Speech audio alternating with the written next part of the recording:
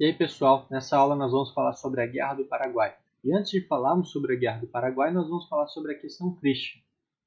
Nas aulas passadas, nós falamos sempre que o Brasil tentou manter uma relação de amizade com o governo inglês. Isso porque sempre a Inglaterra foi a provedora de empréstimos para o Brasil em situações de crise. Então, sempre que o Brasil precisou de empréstimos, sempre recorreu à Inglaterra.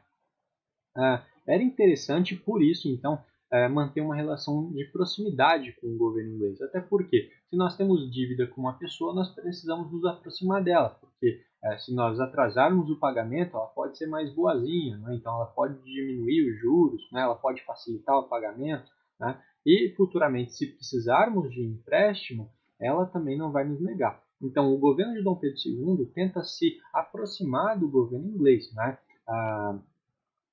O Dom Pedro II, ele ofereceu a nossa maior honraria, a nossa maior medalha para a rainha da Inglaterra, para demonstrar então esse vínculo de amizade entre Brasil e Inglaterra.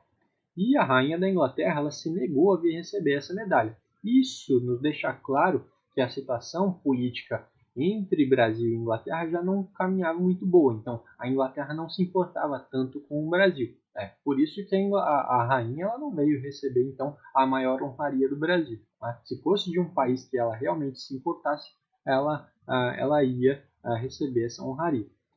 Dentro dessa ideia de Brasil e Inglaterra distantes, né? Aqui no litoral brasileiro, no Rio Grande do Sul, naufragou um navio inglês que nós chamamos de Príncipe de Gales. Esse navio era um navio mercante cheio de mercadorias inglesas. Quando essas mercadorias então começaram a flutuar no mar, os gaúchos eles roubaram essas mercadorias, eles furtaram, né? Eles foram lá e pegaram porque estava flutuando e ia ser perdido de qualquer jeito. Né? O embaixador da Inglaterra aqui no Brasil disse que o responsável por esse furto, né, pela perda da Inglaterra com o príncipe de Gales, o culpado então era o Brasil. Então o Brasil deveria se responsabilizar pelo furto dessas mercadorias. O governo entendeu que não era de responsabilidade do Brasil, né, cuidar dessas mercadorias, até porque não tem nem como. Né? Então, se não tem como nem controlar o naufrágio do navio, imagine controlar o que está lá dentro, né, que vai começar a viajar pela maré. Pouco tempo depois, no Rio de Janeiro, desembarcaram 3 marujos que começaram a tentar se aproveitar das mulheres cariocas. Então, eles começaram a tentar seduzi-las, né, tentar atacar essas mulheres.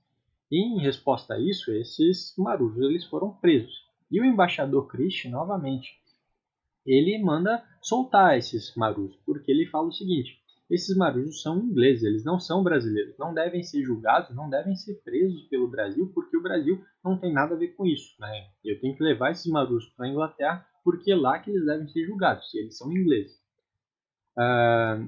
O Brasil se nega a soltar esses marujos, até porque seria estranho, né? Soltar os caras que estão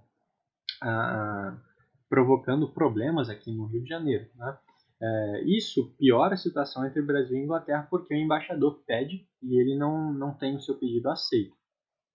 E também os cariocas, vendo a situação entre os marujos e o embaixador Christian, eles ficam revoltados com a Inglaterra e eles começam a atacar as lojas inglesas no Rio de Janeiro. Então, existiam alguns investidores que criavam algumas lojas aqui no centro do Rio de Janeiro e essas lojas inglesas começaram a ser atacadas pelos cariocas. Okay? Imagine então que a Inglaterra investe seu dinheiro aqui no Brasil, não é? E tem o seu investimento atacado pelos brasileiros. Então isso vai dificultar ainda mais a relação entre Brasil e Inglaterra. Então está complicada a relação entre Brasil e Inglaterra. A indenização, né, que a Inglaterra queria que fosse paga, ela ainda continuou sendo cobrada pelo governo inglês. Né? Então, eles tentaram negociar através de um navio brasileiro. Então, um navio brasileiro que chegou ao porto de Londres, ele foi proibido de sair, né? Ele ficou preso no porto e ficou sendo negociado como moeda de troca. Então a Inglaterra começou a exigir a indenização pelo patrimônio perdido, né, do navio naufragado aqui no Rio Grande do Sul, em troca do navio brasileiro que estava preso na Inglaterra. Né? Para decidir, então, quem estava certo nessa negociação, nós temos um julgamento internacional. Então, precisávamos de um juiz, né, uma pessoa que fosse determinar quem estava certo, quem estava errado. Quem entra, então, como juiz internacional é o rei belga. Então, o rei da Bélgica, ele entra como juiz, não é? E ele decide a favor do Brasil. Ele decide que o Brasil está certo, não tem que pagar nada para a Inglaterra, né? E que a Inglaterra tem que soltar o navio brasileiro. A Inglaterra continua se negando a aceitar que o Brasil não pagasse a indenização, não é? Até que a Inglaterra aceita a decisão desse juiz belga em troca do Brasil entrar na guerra contra o Paraguai. Então, olha só, antes de falarmos sobre a Guerra do Paraguai, nós temos aqui claramente o interesse da Inglaterra numa guerra entre Brasil e Paraguai. Agora nós vamos falar realmente sobre a Guerra do Paraguai. Agora há pouco nós falamos sobre o interesse da Inglaterra em uma guerra do Brasil contra o Paraguai. Porque o Paraguai era uma economia emergente. O Paraguai estava produzindo muita pólvora e trigo e por conta dessa produção estava crescendo muito economicamente. Alguns historiadores eles apontam que o Paraguai ele não era uma economia emergente porque comparado com a economia brasileira, o Paraguai não era nada. A arrecadação anual do Paraguai era de menos de 1 milhão de libras esterlinas. Brasil, Argentina e Uruguai juntos arrecadavam mais de 50 milhões. Mas se nós formos observar, não é, o tamanho do Paraguai e o tamanho do Brasil, logicamente o Brasil vai gerar muito mais receita, né? Vai gerar muito mais economia, porque o Brasil tem mais extensão territorial. Então, o Brasil tem mais capacidade de produzir bens, né? Mais capacidade de explorar o seu território, perto do Paraguai. Então, comparado ao Brasil, o Paraguai ainda estava se desenvolvendo, estava atrás economicamente, mas ele estava se desenvolvendo rapidamente. Então, realmente, poderia, com o tempo, se tornar uma potência econômica o Paraguai, por conta da produção de pólvora e trigo. Okay? Só que, se nós formos observar, o Paraguai fica no meio da América do Sul. Né? O Paraguai não tem saída para o Oceano Atlântico. E a pólvora e o trigo, eles não eram comprados exatamente pela América. Então, o objetivo do Paraguai era vender essa pólvora e esse trigo para a Europa. Então, o consumidor estava na Europa. Aí é que estava, então, a chance do Paraguai se tornar uma potência econômica. Conseguir exportar esses produtos para a Europa. Mas para conseguir, então, essa exportação, era necessário que o Paraguai conseguisse a saída para o mar. E o Paraguai não é banhado nem por um oceano, nem pelo outro. Então, fica no meio do território. O objetivo do Paraguai era conseguir o acesso por esse caminho aqui, ó, pessoal. Então, nós temos o acesso até a Bacia do Prata, o Rio do Prata.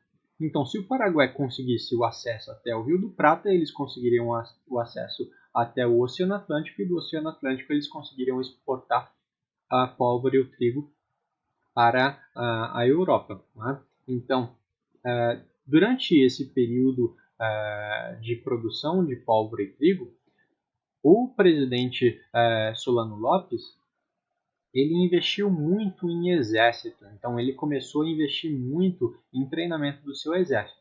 Perto do exército brasileiro, o exército paraguaio ele era muito mais bem treinado. Então, o exército paraguaio estava pronto para a guerra, mesmo não se envolvendo em guerra. Né? O Solano Lopes ele tinha um investimento, então um exército, ele conseguia então uma grande quantidade de cavalos para os seus soldados. Enquanto que no Brasil todos os soldados eles andavam a pé, pelo menos a maioria, não é? A maioria dos soldados paraguaios tinham então um cavalo. Então, cavalaria dá uma diferença muito grande, pelo menos nesse padrão de guerra. Mais para frente, o cavalo não vai fazer tanta diferença, né? Então, nas guerras mundiais, né? Pelo menos na Segunda Guerra Mundial para frente. Mas por enquanto, a cavalaria faz muita diferença em uma guerra. Para tentar então um acesso ao que nós chamamos de Bacia do Prata, o Solano Lopes, presidente do Paraguai, ele tenta uma negociação com o Dom Pedro II, o rei do Brasil. Mas ele tenta, então, através da diplomacia, não é? Mandar cartas para o Dom Pedro II, tentando o acesso ao Oceano Atlântico. Então ele fala nessa carta: eu preciso do acesso ao Oceano Atlântico para vender as minhas mercadorias, todo mundo pode sair beneficiado dessa relação, né, de paz e amizade, sem guerra, né? Mas o Dom Pedro II, ele ignorou os pedidos do Solano Lopes, né, as cartas de Solano Lopes. Então o Solano Lopes ele só viu uma saída: atacar o Brasil, para que através desse ataque ele conseguisse abrir o caminho até então a Bacia do Prata, né? Então, através de uma guerra contra o Brasil.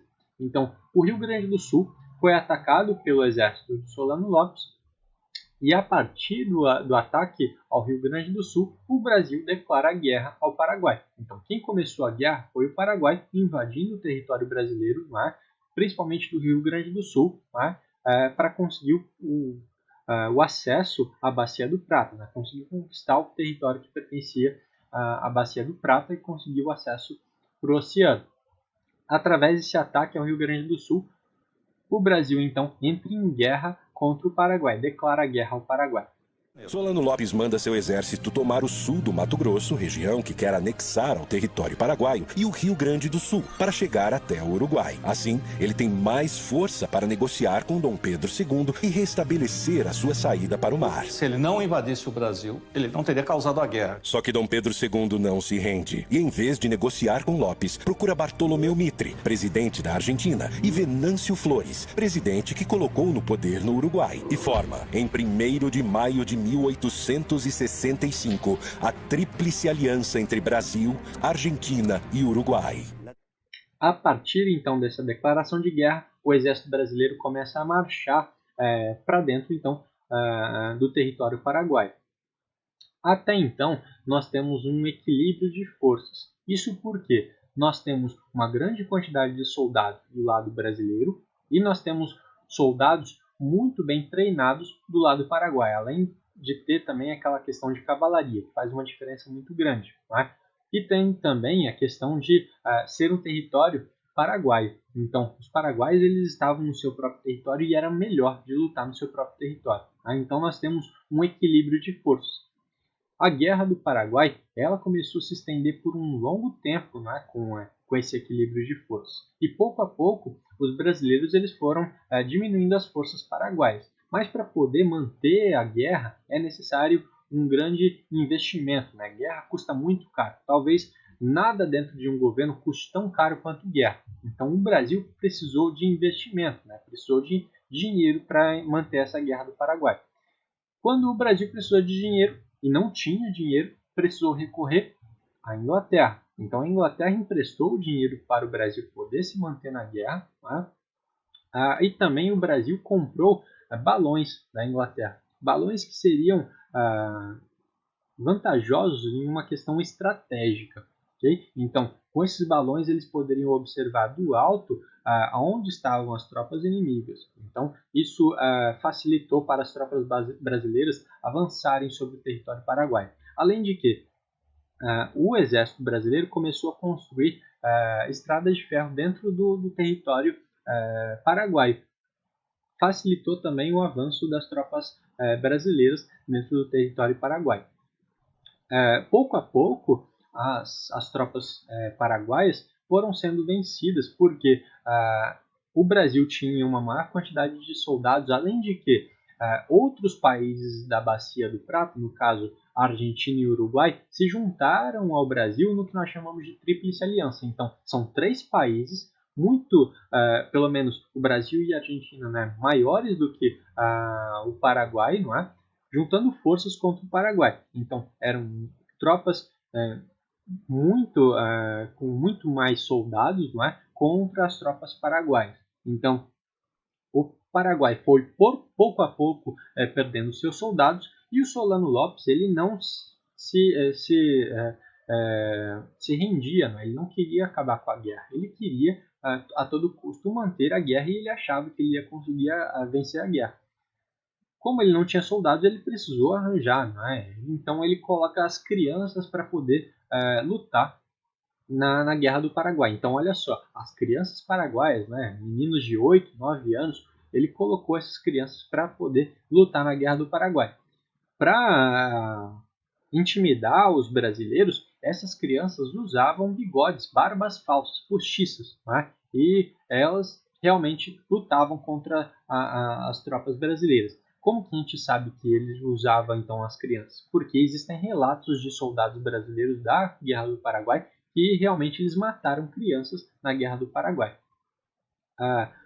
O Solano Lopes, quando as tropas paraguaias começam a ser derrotadas, ele começa a fugir, ok? Ele realmente não aceita perder até que as tropas brasileiras encontram o Solano Lopes, pedem para que ele se renda, né? Ele não se rende e ele acaba sendo assassinado. E aí, segundo a descrição do general Câmara, Solano Lopes está no riacho, ele dá ordem para que ele se renda. Solano Lopes pega a espada e diz que não se entrega e morre com a sua pátria. E um soldado, quando viu Solano Lopes erguer a espada, deu um tiro. Ele já estava mortalmente ferido, mas o tiro vai levá-lo à morte.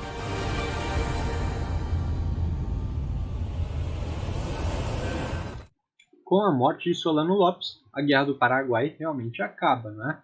E nós temos algumas consequências. Talvez seja a parte mais importante dessa aula, né? Tratarmos das consequências. Então, a primeira das consequências é que o Paraguai, por ter perdido a guerra, tem que ceder alguma coisa para o país que venceu, né? Então, como um espólio de guerra, né? Porque é uma forma de indenização, né? Então, é a mesma coisa quando duas pessoas brigam, né? Uma pessoa xinga a outra, né? A pessoa que se sente ofendida, ela pode ir até ao juiz e pedir uma indenização, né, por conta da ofensa. E no caso, a Guerra do Paraguai, o Paraguai perde um território para o Brasil que nós chamamos de Mato Grosso. Então, o Paraguai, que já era pequeno, se torna ainda menor, não é? Perde então um território que era importantíssimo, no caso, Mato Grosso. Como o Solano Lopes, que era o presidente do Paraguai, ele morreu, a Inglaterra, que estava por trás, né, das intenções da Guerra do Paraguai, a Inglaterra assume o controle de alguns territórios no Paraguai. Assume o controle e obriga a população paraguaia a pagar pelo uso da sua própria terra. Então o Paraguai tem a sua produção em queda, não é? Porque esses paraguaios agora eles precisam se preocupar no pagamento de imposto para a Inglaterra. Nós temos uma queda populacional muito grande, porque nós tínhamos uma grande quantidade de pessoas no Paraguai, não é? E baixou aí de uma forma muito drástica, não é? Então existem vários números, não é? Então não são só esses números aqui, não dá para saber quais são os números oficiais, mas nós temos aí uma média, né, então, de 800 mil para 190 mil pessoas. Então, todos os homens adultos praticamente do Paraguai foram mortos na Guerra do Paraguai como soldados. Até algumas crianças morreram, como nós vimos anteriormente, né, naquela questão do Solano Lopes utilizando crianças. Então, boa parte das pessoas em capacidade de trabalho no Paraguai morreram. Isso significa que o Brasil não vai ter capacidade de produção, não é? Daquela produção que nós falamos no começo. O Paraguai, que era uma futura potência econômica, agora não vai ser mais porque não tem ninguém para trabalhar, porque está perdendo território, porque tem que pagar imposto para a Inglaterra. Também temos para o Brasil as suas consequências, né? O Brasil, depois de muito tempo de guerra, né? Então, em uma guerra que não deveria ter começado, porque não era tão interessante para o Brasil se manter em uma guerra contra o Paraguai, nós temos uma dívida do Brasil com a Inglaterra, uma dívida enorme. Então, o Brasil já tinha uma dívida externa com a Inglaterra, agora aumentou. Então, não é bom em um governo que não está tão bem economicamente investir em uma guerra, porque só vai gerar mais dívida. Né? Então, dívida com mais dívida sempre é uma coisa ruim. E por último, a última consequência. O exército brasileiro, que era inexperiente, porque no começo da aula nós comparamos o exército brasileiro com o exército paraguaio. O exército brasileiro, que era inexperiente, ele volta da Guerra do Paraguai agora corporativista e com experiência. Então, volta da Guerra do Paraguai com experiência de combate, com experiência de cadeia de comando. Agora, realmente, os oficiais eles vão ter, então, uma experiência de comando. E, futuramente, o Exército vai ter um importante papel na implantação da República aqui no Brasil.